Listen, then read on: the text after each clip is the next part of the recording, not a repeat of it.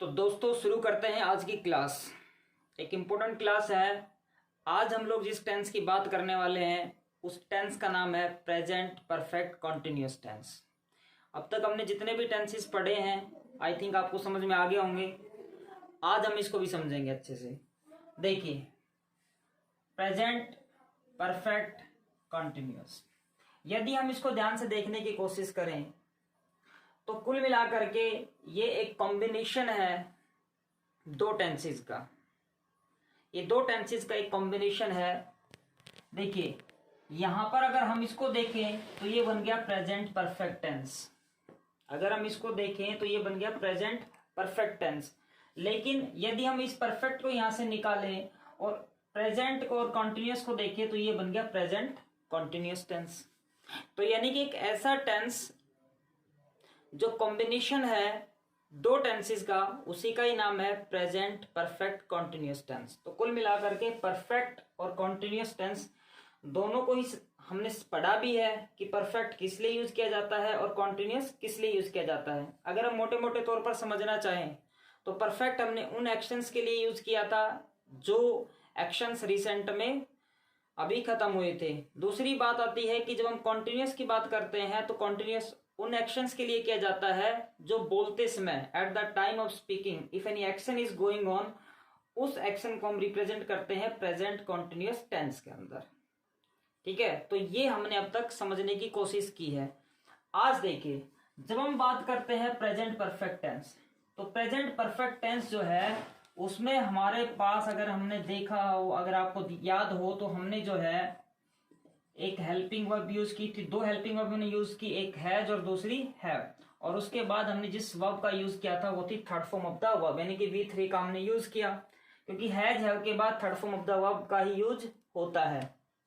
जब हम बात करते हैं प्रेजेंट कॉन्टिन्यूअस टेंस की, जब हम बात करें प्रेजेंट कॉन्टिन्यूअस टेंस तो प्रेजेंट कॉन्टिन्यूअस टेंस को हमने हेल्पिंग वर्ब लगाई इज, एम, आर का हमने यूज किया, इज एम आर, और साथ में V1 प्लस ING।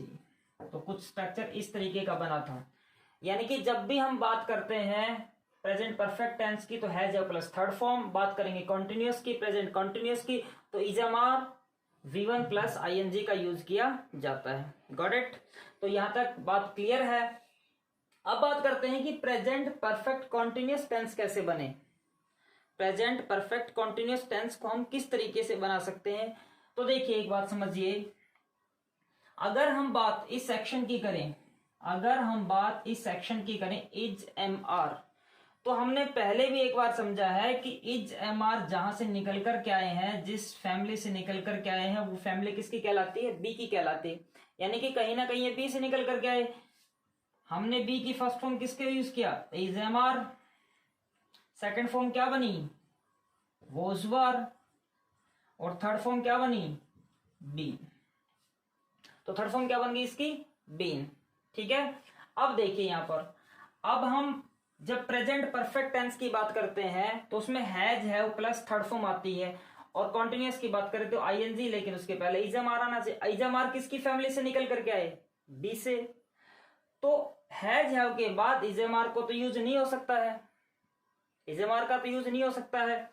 लेकिन अब देखिए, ये बी की ही फैमिली है पूरी की पूरी, लेकिन अगर हम बी से इस बीन को यहां से निकाल कर ले आए थर्ड फॉर्म, आखिर है तो उसी फैमिली से।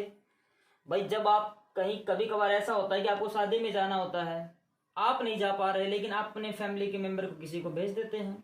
तो कुल मिलाकर के आज भी कहानी कुछ ऐसी सी ही है। हम इस बी से इस बीन को लेंगे जो थर्ड फॉर्म है अपने आप में। तो जब हम थर्ड फॉर्म लेंगे तो इस V3 की जगह हम किसका यूज कर देंगे? बीन का। ठीक है, बीन का जब इजमार के बाद ING आती है, वोजवर के बाद ING आती है, तो ये तो बी की फैमिली का एक मेंबर है। बीन के बाद भी तो ING फॉर्म का यूज हो सकता है। तो यहां पर हम किसका यूज कर सकते हैं फिर? ING फॉर्म का, यानी कि कॉन्टिन्यूअस बन जाएगा ING फॉर्म यूज करते ही। और अगर हम इसको भी समझें तो है तो यहीं से ही। तो कुल मिलाकर के इस तरीके से हमारे सामने एक टेंस बन जाता है, और जिसका नाम होता है प्रेजेंट परफेक्ट कॉन्टिन्यूअस टेंस।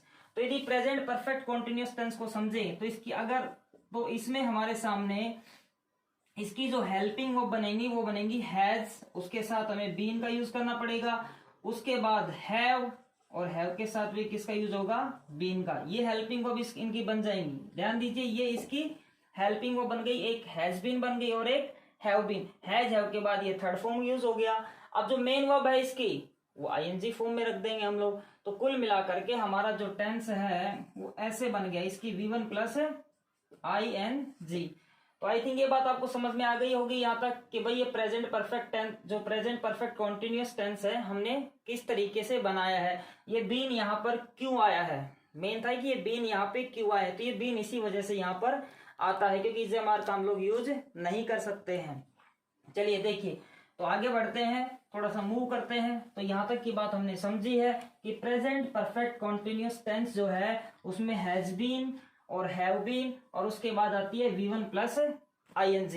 अब बनता है एक स्ट्रक्चर, एक सेंटेंस फॉर्मेशन का एक स्ट्रक्चर हमारे सामने निकल करके आता है कि किस तरीके से सेंटेंस फॉर्म होते हैं। तो सेंटेंस फॉर्म को हमने अब तक समझा है कि सबसे पहले हम जब पॉजिटिव सेंटेंस बनाते हैं तो सब्जेक्ट का यूज करते हैं। सब्जेक्ट का यूज करने के बाद हम यहाँ पे हैज बीन का यूज करेंगे। अगर हम हैज बीन का यूज नहीं करेंगे तो यहाँ पे हैव बीन का यूज होगा। यहां तक बात क्लियर है कि भी सब्जेक्ट आएगा, सब्जेक्ट के बाद हैज बीन आएगा, हैज बीन नहीं तो फिर हैव बीन आएगा, और उसके बाद हम किसका यूज करेंगे, V1 plus ING। Main verb तो हमारी यही है, हम उसका यूज करेंगे V1 प्लस ING का। तो has been, have been, V1 plus ING, subject हमने पहले रख दिया है। अब आपके पास सेंटेंस में यदि कोई ऑब्जेक्ट है तो ऑब्जेक्ट रखे, यहाँ पे ऑब्जेक्ट आ जाएगा। ठीक है, तो देखिए स्ट्रक्चर वही बनता चला जा रहा है, फॉर्मेशन वही बनता चला जा रहा है क्योंकि फॉर्मेशन होता ही वही है। उसके बाद यहां पर देखने की एक बात समझनी पड़ेगी हमें, यहां पर इसमें क्या होता है कि दो प्रपोजिशंस आती हैं, दो नहीं उनमें एक आएगी, या तो सिंस आएगा, सिंस नहीं तो फिर यहां पर आप किसका यूज करेंगे, फॉर का। ये इस टेंस को थोड़ा सा कॉन्टिन्यूअस से अलग बनाता है। देखिए कोई काम चला हुआ है, अगर हम लोग समझने की कोशिश करें प्रेजेंट कॉन्टिन्यूअस टेंस को, तो प्रेजेंट कॉन्टिन्यूअस टेंस भी तो यही कहता है कि कोई काम चला हुआ है, लेकिन उसमें किसी टाइम को मेंशन नहीं किया जाता। लेकिन इसमें क्या होता है कि एक टाइम हमें यहाँ पर मेंशन करना होता है, सिंस, फॉर, और उसके बाद हम किसका यूज करते हैं, टाइम का। जैसे हम कह रहे हैं कि मैं पढ़ा रहा हूं और मैं 2 घंटे से पढ़ा रहा हूं। बात समझिए, मैं पढ़ा रहा हूं, मैं 2 घंटे से पढ़ा रहा हूं, मैं 15 साल से पढ़ा रहा हूं, मैं 20 साल से पढ़ा रहा हूं। तो ये हमने जो चीजें हैं, ये जो सेंटेंस हमने बोले हैं, इन दोनों सेंटेंसेस के अंदर मैं पढ़ा रहा हूं और मैं 10 साल से या 15 साल से पढ़ा रहा हूं, तो ये जो सेंटेंस हमने बोले हैं, तो भैया इन दोनों के अंदर डिफरेंस है। मैं पढ़ा रहा हूं और मैं 10 साल से पढ़ा रहा हूं, डिफरेंस है, समझने की कोशिश कीजिए। एक में टाइम मेंशन किया गया है, एक में टाइम मेंशन नहीं किया गया है। यही वो डिफरेंस है जो प्रेजेंट कॉन्टिन्यूअस टेंस को प्रेजेंट परफेक्ट कॉन्टिन्यूअस से अलग कर देता है। चलिए देखिए, तो ये एक स्ट्रक्चर हमारे सामने आ गया। अब यहां पर आगे हमारे पास एक सिंस आ गया और एक फॉर आ गया। एक बार हम ये सेंटेंस बना लेते हैं, थोड़ा देखिए। जैसे सेंटेंस ये रख दिया, आई के साथ आता है हैव, आई हैव बीन। कोई भी एक्शन आप लगा सकते हैं, जैसे मान लीजिए मैं यहाँ पर पढ़ा रहा हूं तो मैंने एक्शन लगा दिया आई हैव बीन, टीच के साथ लगाया ING, तो बन गया आई हैव बीन टीचिंग। और क्या पढ़ा रहा हूं, पढ़ा रहा हूं टेंस, तो I have been teaching tense. और मान लीजिए मैं पिछले 20 मिनट से पढ़ा रहा हूं, तो यहाँ पर I have been teaching tense. अब बात आती है सिंस या फॉर, किसका यूज करें। मैंने नेक्स्ट रखा है 20 मिनट्स, ये देखिए। अब बात आती है कि यहां पर सिंस का यूज करें या फॉर का यूज करें। ठीक है, सिंस का यूज किया जाए या फॉर का यूज किया जाए, ये सोचने वाली बात है। तो आइए इसी डिफरेंस को समझते हैं हम लोग पहले, कि सिंस का यूज करें या फॉर का यूज करें। तो इस बात को थोड़ा समझना होगा हमें एक बार। देखिए, जैसे सबसे पहले बात आती है सिंस की, उसके बाद बात आती है फॉर की। किसी को पहले ले सकते हैं, किसी को बाद में ले सकते हैं, उससे कुछ फर्क नहीं होना जाना है। सिंस है या फॉर, ठीक है, दो प्रपोजिशंस हमारे सामने रख दी गई है, सिंस और फॉर। सिंस हमेशा बताता है पॉइंट ऑफ टाइम को, पॉइंट ऑफ टाइम। तो सिंस किसे बता रहा है? Point of time. फॉर बताता है पीरियड ऑफ टाइम।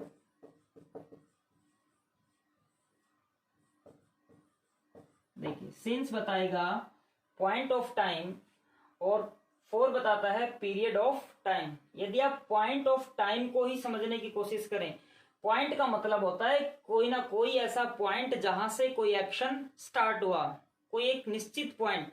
आप इसको ही कह सकते हैं स्पेसिफिक टाइम।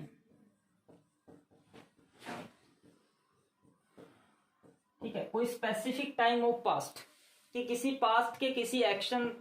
क्योंकि देखिए जब हम बात करते हैं परफेक्ट की, तो परफेक्ट का मतलब यही होता है कि कोई भी एक्शन जो है, जब प्रेजेंट परफेक्ट की हम लोग बात करते हैं कि उसका मतलब यही होता है कि कोई एक्शन जो है वो शुरुआत उसकी पास्ट में ही हुई थी, तभी तो वो परफेक्ट होगा। उसकी शुरुआत कहां से हुई थी? पास्ट में। इस बात को थोड़ा आगे और समझेंगे हम गहराई से, लेकिन अभी हम सिंस फॉर पे अपने बात को रखते हैं। तो पॉइंट ऑफ टाइम या आप उसे स्पेसिफिक टाइम बोल सकते हो। जब बात करते हैं पीरियड ऑफ टाइम की, तो पीरियड ऑफ टाइम को बोलते हैं, आप ड्यूरेशन कह सकते हो, जिसमें हमें टाइम की क्या पता चले? ड्यूरेशन। ठीक है, उसकी ड्यूरेशन हमें पता चले तो वो कहलाता है हमारा पीरियड ऑफ टाइम। जब हम बात करते हैं ड्यूरेशन की, पीरियड ऑफ टाइम की, तो अब इसमें क्या होता है कि आप टाइम को काउंट कर सकते हो। तो आप इसे काउंटिंग ऑफ टाइम भी तो कह सकते हो भाई। ठीक है, इसमें क्या करोगे? आप टाइम को काउंट करोगे। चलिए एक बात से समझते हैं, थोड़ा और समझ में आएगी। थोड़ा सा अब जरा ध्यान से देखेंगे सभी, ठीक है, तभी हमें ये बात समझ में आ पाएगी। जैसे देखिए ये पॉइंट है, ठीक है, ये पॉइंट है, आई थिंक पॉइंट दिखाई दे रहा होगा। एक पॉइंट है जहां पर हम खड़े हुए हैं, और आज हम इस पॉइंट की बात करें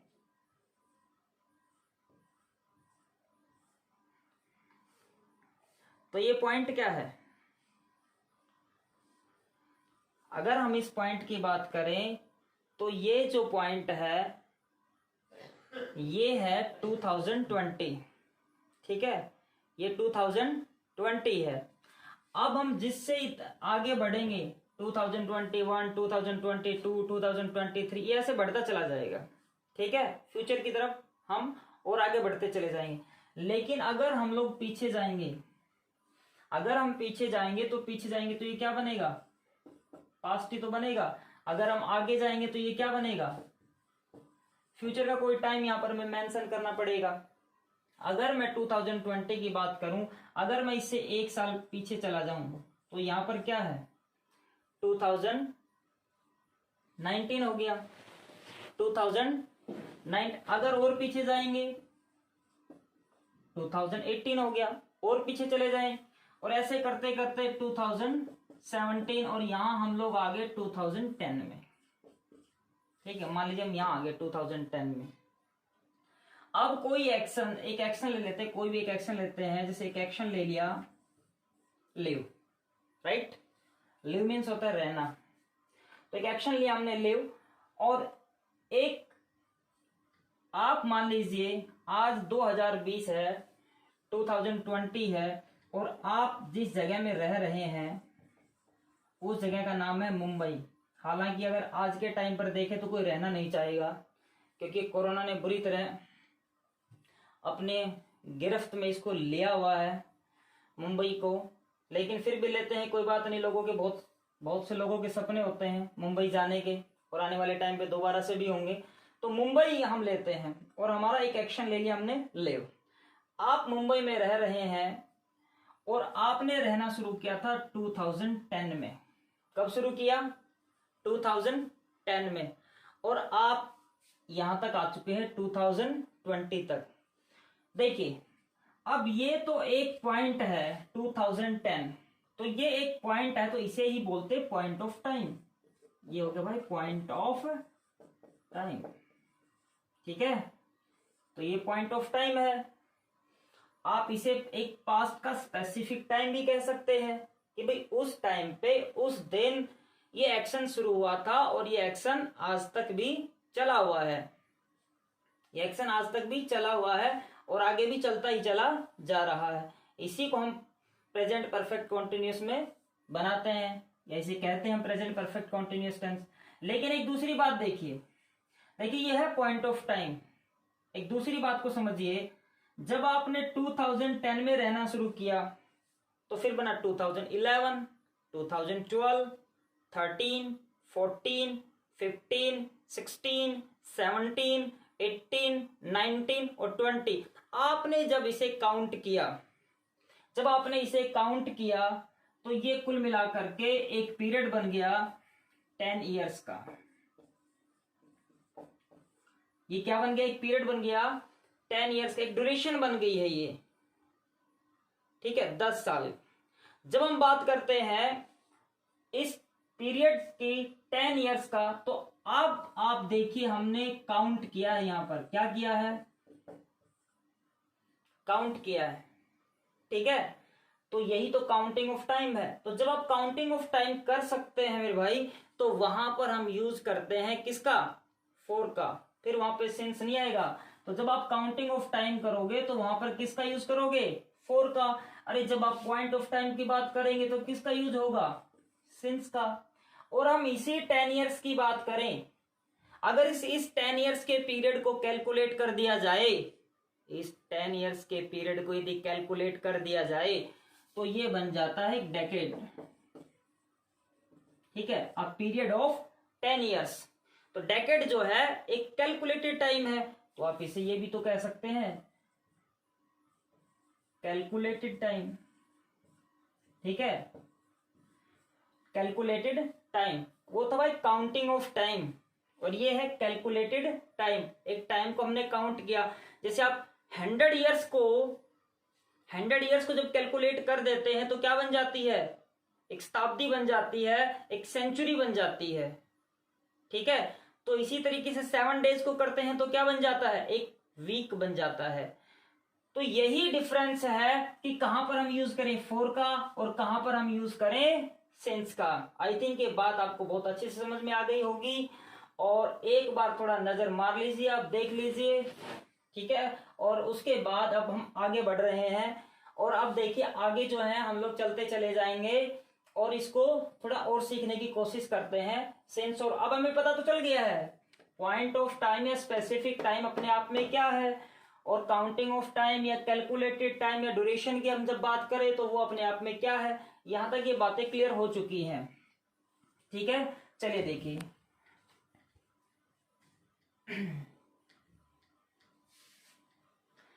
और सारे के सारे मेरे भाई घर पे रहो, कोरोना काल चला हुआ है। कितने दिन चलेगा कितने दिन नहीं चलेगा कुछ भी कहना बड़ा डिफिकल्ट है, कोई भी प्रिडिक्शन करना। तो अच्छा है स्टे होम स्टे सेफ, और लोगों को भी मोटिवेट करें घर पे रहने के लिए। जो बाहर डॉक्टर हैं, पुलिस वाले हैं, सारे के सारे वो योद्धा हैं, लेकिन वो आदमी जो अपने घर पे शांति से बैठा है उससे बड़ा भी कोई योद्धा नहीं है। वो भी अपने आप में एक योद्धा है, एक वॉरियर है वो भी अपने आप में, कि घर पे बैठ करके कानून का पालन कर रहा है। तो स्टे होम स्टे सेफ। आइए अब थोड़ा समझ लेते हैं, एक बार थोड़ा आगे बढ़ते हैं सेंस को, और हम थोड़ा सा हम लोग इसको जान लेते हैं। जैसे देखिए, जब भी हम लोग बात करते हैं सेंस की तो कैसे आएगा थोड़ा सा हम लोग समझेंगे। तो सेंस की बात करते हैं भाई। सेंस की हम जब भी बात करेंगे तो नेम ऑफ जैसे आप लगा सकते हैं नेम ऑफ डे, जितने भी दिन हैं उनके कोई भी नाम, लाइक आप लगाइए मंडे, ट्यूसडे, ठीक है। और इस तरीके से और बना सकते हैं आप। तो ये अपने आप में एक स्पेसिफिक ही, क्योंकि इनको हम काउंटिंग नहीं कर सकते इनकी, तो ये स्पेसिफिक हो जाएंगे, ठीक है। पॉइंट ऑफ टाइम को मेंशन करते हैं। नेक्स्ट नेम ऑफ ईयर है। ईयर जैसे 2010 हमने लिया, 2011, right. Name of month, name of month की जब भी बात करेंगे, जैसे जुलाई, अगस्त, ठीक है, कोई भी नेम ऑफ मंथ हो गया। तो नेम ऑफ डेज हो गया, नेम ऑफ ईयर हो गया, नेम ऑफ मंथ हो गया। इस तरीके कोई भी नाम, नेम ऑफ फेस्टिवल आप लगा सकते हैं।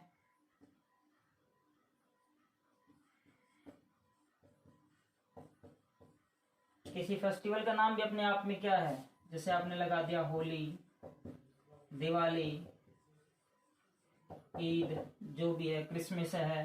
तो इस तरीके से किसी का भी जो नाम है, चाहे वो मंथ का है, चाहे वो ईयर का है, चाहे वो किसी फेस्टिवल का है, तो ये क्या कहलाते हैं, ये अपने आप में आपके आ जाएंगे पॉइंट ऑफ टाइम या स्पेसिफिक टाइम आप कह सकते हो। ये मैं इनके लिए हम यूज करेंगे सिंस का।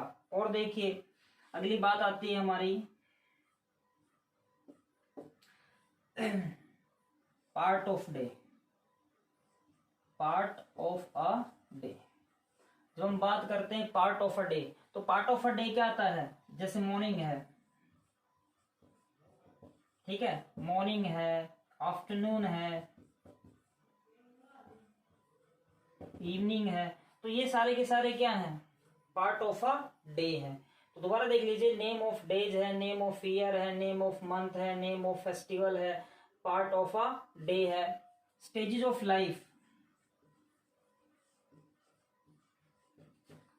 जैसे हमारी जो लाइफ है उसकी जो स्टेजेस हैं, ठीक है, वो भी क्या कहलाती है, जैसे मान लीजिए चाइल्डहुड है, तो चाइल्डहुड क्या है, बॉयहुड है, ठीक है, एडल्टहुड है। तो ये हमारी क्या है, स्टेजेस ऑफ लाइफ है। या नेम में आप एक चीज और ऐड कर सकते हैं, name of any occasion, name of any event हो गया, कोई भी इवेंट है, ठीक है, नेम ऑफ एनी इवेंट है। जैसे किसी की शादी हो गई तो आप लगा सकते हैं सिंस वेडिंग लगा दिया आपने, ठीक है। तो ये क्या है, सिंस बर्थ आपने लगा दिया, बर्थ पहले होता है, वैसे शादी बाद में होती है किसी की। तो इस तरीके से हम लोग चीजों को बताएंगे। तो ये जो हमारा है एक सिंस का दायरा बनता है। भाई सिंस को जब यूज करेंगे तो इनमें से कुछ होना चाहिए, या स्पेसिफिक और टाइम, कोई पॉइंट एक निश्चित वो होना चाहिए, तभी हम यूज करते हैं सिंस का, ठीक है। देखिए एक बार देखिए, तो फोर की जब भी हम बात करते हैं, जैसे मैंने बताया भाई ड्यूरेशन होनी चाहिए, ठीक है, हमने बात की ड्यूरेशन है, पीरियड ऑफ टाइम है, काउंटिंग ऑफ टाइम है, या कोई कैलकुलेटेड टाइम है। तो इनको हम कैसे बता सकते हैं, जैसे देखिए 2 hours, ठीक है, 3 weeks,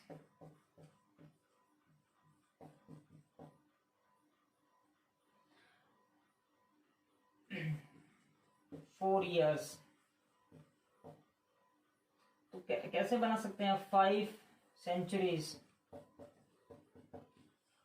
तो ये हमने जो है ना चीजों को क्या किया है, काउंट किया है, कैलकुलेट किया है। तो इस तरीके से हमारा सिंस और फोर का डिफरेंस बनता है कि भाई सिंस कहां पर यूज हो, फोर कहां पर यूज हो, ठीक है। अब एक सेंटेंस बनाएंगे और फिर हम लोग इसकी जो प्रैक्टिस है वो नेक्स्ट वीडियो में करेंगे। और चलिए वो सेंटेंस भी हम अगले ही वीडियो में बनाएंगे। तो हम इस टेंस की जो प्रैक्टिस है हमारी, ठीक है, चलिए बना देते हैं एक सेंटेंस की, भाई इसमें बताएं कि नोट कहां पर यूज किया जाएगा। जैसे सेंटेंस में बना देता हूं, I have been teaching since 2010। I have been teaching since 2010, right? और यहाँ पर लगा दिया इंग्लिश। भाई इंग्लिश पढ़ा रहा हूँ, I have been teaching English since 2010, right. अब यदि मुझे यहाँ पर नेगेटिव बनाना है तो मैं पहले भी बता चुका हूँ, जब हम फ्यूचर के टेंसेस पढ़ रहे थे तो वहां पर भी हेल्पिंग ऑफ जो थी वो पार्ट्स में थी। तो मैंने कहा था जो पहला पार्ट है उसके बाद ही आप उसको नॉट को यूज करेंगे। तो यहाँ नॉट कहां पर आएगा, आई हैव नॉट बीन, ठीक है। नेक्स्ट आगे ऐसा ही रहेगा। तो ये मैंने एक थोड़ा बता दिया आपको। इस जो टेंस है हमारा, कल हम इसकी प्रैक्टिस करेंगे और इसको थोड़ा और समझेंगे अच्छे से, ठीक है। तो एक इंपॉर्टेंट टेंस है सिंस और फॉर का जो है, ये कभी कभार students they get confused while using since and for, क्योंकि कंफ्यूजन रहता ही है कि कहाँ सिंस आए कहाँ पर फॉर आए। तो सारा कंफ्यूजन हटाएंगे हम लोग नेक्स्ट वीडियो में। तब तक के लिए खुश रहें, घर पे रहें, सेफ रहें, कोरोना से घर पे बैठ के लड़ते रहें, वीडियो देखें, एंजॉय करें, सब्सक्राइब करें, लाइक करें, जो आपकी मर्जी है करें। Thank you very much.